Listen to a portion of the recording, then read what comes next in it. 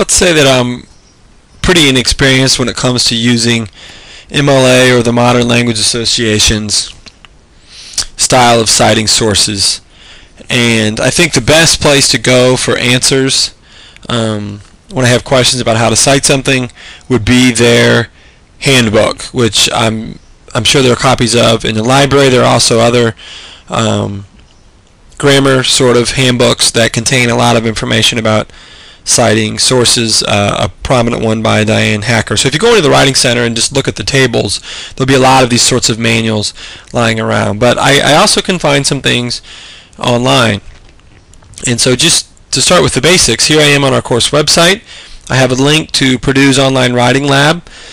Purdue is a university in Indiana, and I could also just type in Purdue OWL into Google and get to the site as well. And here's what it looks like, with lots of resources that, depending on how into my learning I am, I might pursue lots of other knowledge. But I'm going to go to MLA Formatting and Style Guide. Maybe I don't even know what my paper should look like, and if I jot down here, I can see an example of a first page which has a header, last name, first name, and then here's what the heading looks like. If this were my class, I might like to know what assignment it was. For example, the SPN first draft or the SPN final draft. But I'm going to quote a book or an article, and I don't know how to do that. And so I'm going to come down here, and here is in-text citation, the basics. And so here we have an example sentence. This is in your paper, say. Human beings have been described as symbol-using animals. In quotes are symbol-using animals because that comes right from the text, and Burke is the author, and 3 is the page number that this symbol-using animals was taken from. Notice that there is no period after animals. That's a little unusual if you're not used to it. Parentheses, this is the parenthetical citation. Parenthetical just meaning that parentheses are used. And then the period comes at the end. And so then later at the end of the paper there would be a works cited page, and on that works cited page, alphabetized by author's last name, we have Burke, author's last name, comma, first name, Kenneth. This also happens to be a book. There it is. And Berkeley is the city that it was published in California. There's a colon, and then the publisher, University of California P, comma, and the year it was published, 1966. And so let me add one more little variation. And I'm going to go to in-text citations, author, page style. And this will show what if you're going to use the author's name.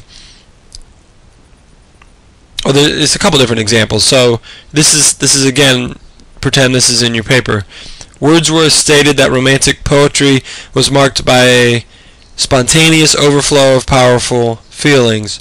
Why are these words in quotes? Because they were taken directly from the text, and we have no period there, and the parenthetical citation, which gives the page number only because Wordsworth's name has been used to introduce the quote. This was off of page 263. If I go to the works cited page, I better see this entry. Last name, comma, first name, title of the book, Lyrical Ballads. London is the city of publication. Oxford UP is the publisher, comma, the year of publication, 1967. And so here's 3 ways that the writer may have chosen to correctly include the citation. Romantic poetry is characterized by the spontaneous overflow of powerful feelings.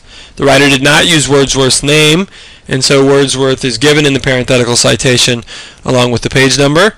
And then here's a paraphrase. Wordsworth extensively explored the role of emotion in the creative process.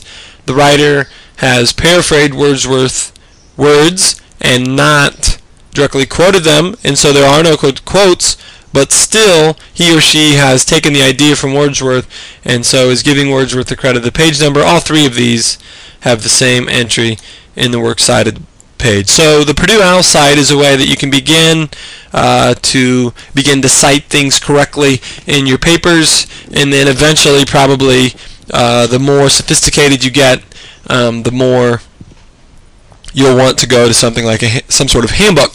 I do want to pause and say, I think once you start citing web pages, you're immediately inviting less credible sources. This is not always true. There's lots of, for example, this is, if I go up to the top here, this is a .edu source, which is often, much more credible, or a .org, or a .gov. Those might be sites that you would maybe somewhat commonly cite. And on the other hand, I very rarely, in the scholarly publications that I read, encounter people citing web pages. Maybe this will change. But even as I began to try to look up how to cite a web page here at the Purdue OWL, I found some problems. I thought they did a pretty good example of showing how in the Works Cited page a website should be cited, but I was confused about the way that they went from the in-text citation to the Works Cited page. So it's problematic, and that'll be something for a different tutorial.